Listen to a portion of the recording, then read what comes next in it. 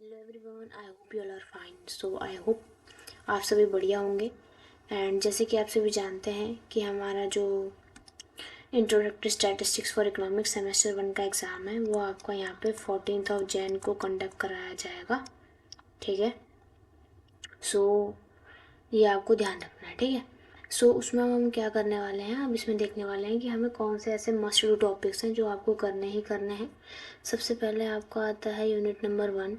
And unit number 1 में अगर आप देखेंगे सो उस यूनिट नंबर 1 में सिंपली आपको यहाँ पर the distinction between the population and the sample, मतलब जो बेसिकली यहाँ पर है वो यहाँ पर आपको क्या समझाया जाएगा।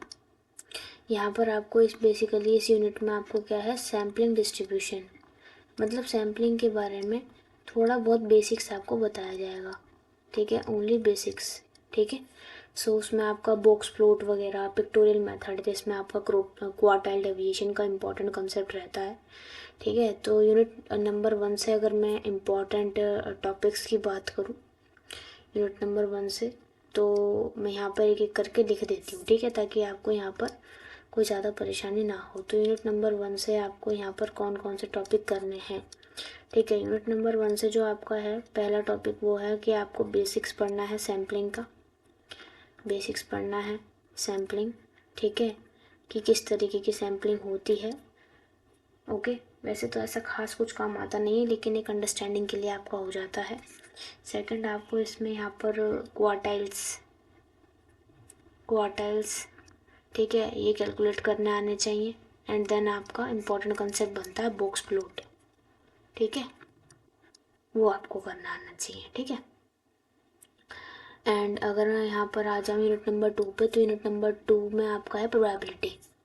तो basically this probability is more or less same which you have studied in your mathematics class 12th। ठीक है, जिसमें आपकी एक्सियम्स आएंगी, प्रॉपर्टीज़ आएंगी and conditional probability, Bayes rule, Bayes theorem. ठीक है, तो आपको बेसिकली जो रेफरेंस बुक है ना, रेफरेंस बुक तो भाई देखो आपकी एक ही है, वो है डिवॉर। ठीक है, डिवॉर को ही आपको फॉलो करना है, उसी की क्वेश्चंस को आपको सॉल्व करना है। ठीक, सो ये आपका रहेगा examine properties and conditional probability and base rule. And ये ही आपके इंपॉर्टेंट टॉपिक्स भी बन जाते हैं यूनिट नंबर 2 से। ठीक है, सो मैं एक बार लिख देती हूँ यूनिट नंबर 2 से कौन से आपके इंपॉर्टेंट टॉपिक्स है जो आपको इस टाइम पे ध्यान देना है। सो अगर मैं बात करूँ यहाँ पर यूनिट नंबर 2 की, ठीक है, सो मैं एक बार यहाँ पर साइड में ही लिख देती हूँ। ठीक है, क्या पता है यहाँ पे नीचे का थोड़ा इशू रहता है कि दिखता नहीं है, यहाँ पर फुल स्क्रीन में नहीं आता है। सो ठीक है, अब लिखते हैं यहाँ पर हमारा यूनिट नंबर 2 का मैं लिख रही हूँ, unit number 2। So unit number 2 में सिंपली आपको प्रोबेबिलिटी के बेसिक्स आने चाहिए। ठीक है, जैसे क्या होती है प्रोबेबिलिटी, क्या उसके एक्सपेरिमेंट्स होते हैं।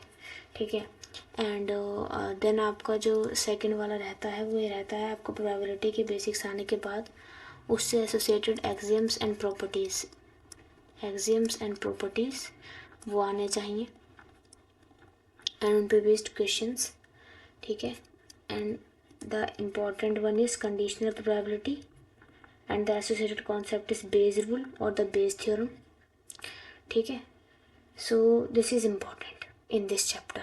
ठीक है, बाकी अगर मैं यूनिट नंबर 3 की बात करूँ तो यूनिट नंबर 3 में आपके प्रोबेबिलिटी डिस्ट्रीब्यूशन है, जिसमें आपका क्या है, जिसमें आपका है discrete and continuous random variables. सबसे पहले आपको रैंडम वेरिएबल्स के बारे में पता होना चाहिए। हाँ, तो इसके लिए जो आपका जो मस्ट डूइंग कॉन्सेप्ट बनता है यूनिट नंबर 3 से, यूनिट नंबर 3 से मस्ट डूइंग कॉन्सेप्ट बनता है कि आपका जो भी प्रोबेबिलिटी डिस्ट्रीब्यूशंस हैं, ठीक है, प्रोबेबिलिटी डिस्ट्रीब्यूशंस हैं, सो वो सारे प्रोबेबिलिटी डिस्ट्रीब्यूशंस की क्या हमारी एक्सपेक्टेशन होती है। ठीक है, क्या हमारा वेरिएंस होता है, क्या हमारा रिलेशन होता है स्टैंडर्ड डेविएशन का।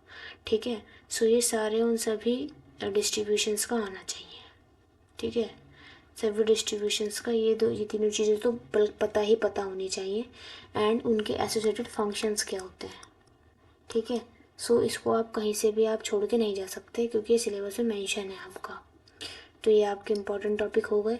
एंड अगर मैं बात करूँ यहाँ पर आपका आपका यहाँ पे यूनिट नंबर 4 की, सो उसमें आपका जो भी डिस्ट्रीब्यूशंस है, जैसे यूनिफॉर्म है, बाइनोमियल है, एक्सपोनेंशियल है, पोजोन हाइपोजियोमेट्रिक है, नॉर्मल है, तो देखो इससे रिलेटेड जो आते हैं ना वो टेबल रिलेटेड क्वेश्चन तो 100% है।